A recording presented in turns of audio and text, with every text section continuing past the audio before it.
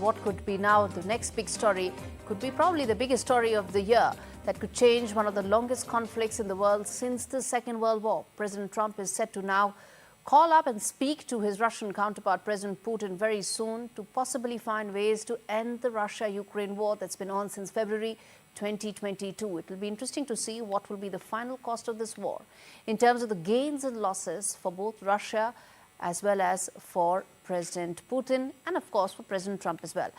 Remember, all leaders, that is both the leaders, are looking to probably create some sort of good optics that they can take back to their people and, of course, make a case for how this was a great deal on the table.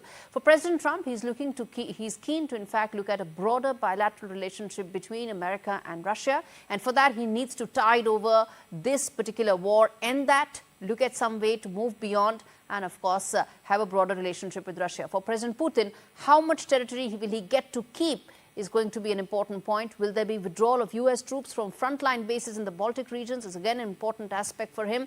Will there be an end to the intel sharing between U.S. and Ukraine that has greatly helped Kiev in this war?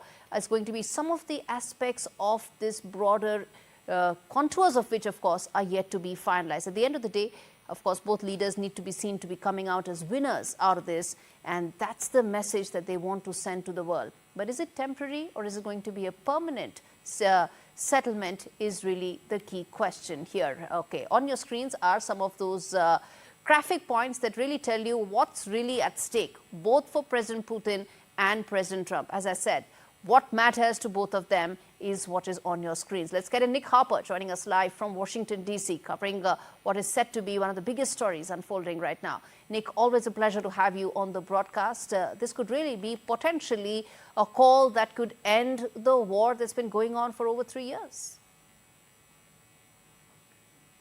Yeah, it certainly could do. It's interesting to look at the dynamics going into this call, hearing from Donald Trump, who seems to be quietly optimistic about how things will go. Most recently posting on his social media platform, Truth Social, that he was looking very much forward to the call. He also said that many elements of a final agreement have been agreed on, but much, he said, remains. Now, he didn't exactly detail the specifics of this, but we do know from his comments over the last few days that land or territory will be discussed in this call, as will power plants. It seems going into this call that much preparatory work has been done by both sides. Really, it seems agreeing to what may be the conditions as part of this peace agreement.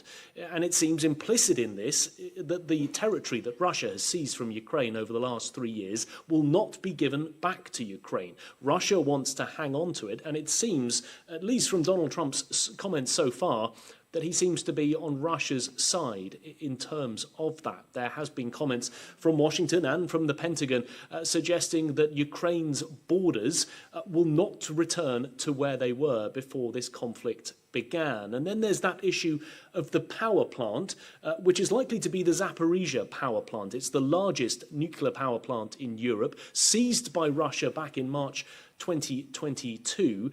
Ukraine would love to have it back, but Russia, I imagine, will want to hang on to this. It's likely to be a bargaining chip in these discussions. What's unclear is what will happen out of this call. Will both sides, the US and Russia, agree to a 30-day ceasefire, or will they be able to push things even further forward, perhaps getting to the point of some sort of draft document that could then be looked at and agreed on by Ukraine, which could perhaps be the framework for a final ceasefire deal. This call, we're told, is likely to take place between 9 and 11 local time. It's just gone 9 a.m. in the morning here, so really that call could be happening anytime soon. We're likely to hear from the White House in the coming hours exactly what was discussed between the two leaders. All right, Nick, let me leave it there. Of course, this call is going to really decide which way the Russia-Ukraine war goes from here. The questions that you raised are valid, and let me put that out now to Professor Andrew joining me. This is an author and professor of political science joining me from America itself, from New York, I'm told, who will talk about some of these aspects. As I said, the nuclear power plant being one aspect, it contributes about 25 or did contribute 25% to Ukraine's overall energy supplies, the fact that there is a ceasefire on the table that Putin rejected last time because he wanted a permanent settlement, the fact that there are also forward bases in the Baltic region that President Putin would like for some sort of a troop withdrawal to happen from America's side, could be some of those areas that this call would touch upon. Do you expect that, Professor Andrew, or do you think this could just be early days and there could be more such steps before a final settlement happens?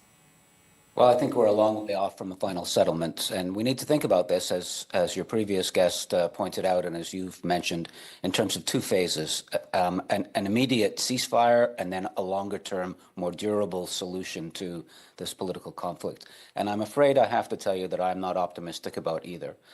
First of all, in terms of a ceasefire, President Putin has no incentive to agree to such a thing. The Russian military is winning on the battlefield. Yes, they have the military momentum with them, yes. Yes, very much so, not just in Kursk, but in the Donbass region more broadly. And, as long as he's winning on the battlefield, he has two incentives, one of which is he doesn't want to appear to be the impediment to peace. On the other hand, he wants to drag this out as long as possible so that his forces can make as much progress as possible. And then in terms of the longer term, and this is the scary bit, the Russian Constitution claims that those 4 eastern provinces, or oblasts as they call them, are an inherent and intrinsic part of the Russian Federation. And Putin is not going to compromise on that. On the other side, President Zelensky has said he's not going to compromise on that. Those are parts of Ukraine, yes. End of story. Indeed. Unfortunately, Mr. Zelensky is nowhere now in the equation anytime soon and unlikely to be. But here's what I think, and I'm going to ask you on that. One is that both these leaders have invested their political capital. So they want to be seen to be coming out as winners in this equation, right? President Trump as well. Mm-hmm. So he would want that the largest takeaway is that he's been able to end this war in some way or the other, keep going now, move ahead and move on with life, right? So what do you think could be the best outcome for President Trump from this call? Well, I don't see a good outcome. I mean, there'll be a lot of smiley faces and a lot of kind of metaphorical backslapping, and everybody will be kind of happy, but he won't get what he wants. Because Putin doesn't have, the incentive structure is not there for him to compromise. And on the Ukrainian side, there's no incentive structure to compromise. Okay. Other than the Ukrainians are losing the war. I mean, they want out. They want some resolution to this in the short term, right, medium term, and long term.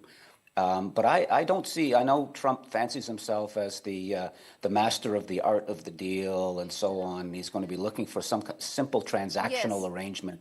And it's not there.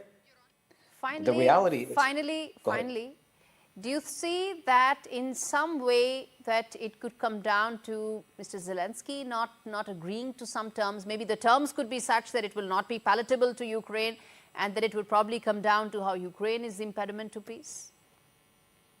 I think that's the way, Trump has approached this. He's browbeaten Zelensky and he's tried to seduce Vladimir Putin because the U.S. has no leverage left with respect to Russia. But I think that strategy it's run its course. I mean, I don't think there's any way forward. There's not much more you can do to beat up the Ukrainians to get them to concede things. And there's not much more you can do to seduce or woo President Putin on the other side. I don't think, despite the fact that he fancies himself the master of the art of the deal, I just don't think there's a deal to be done here. I'm happy to be proven wrong. Too many people have died. Too much destruction has been levied. But I'm not optimistic. Too many resources in terms of military and men have gone in. So probably it's time to find out some sort of a settlement. Professor Andrew, always a pleasure to have you on the broadcast.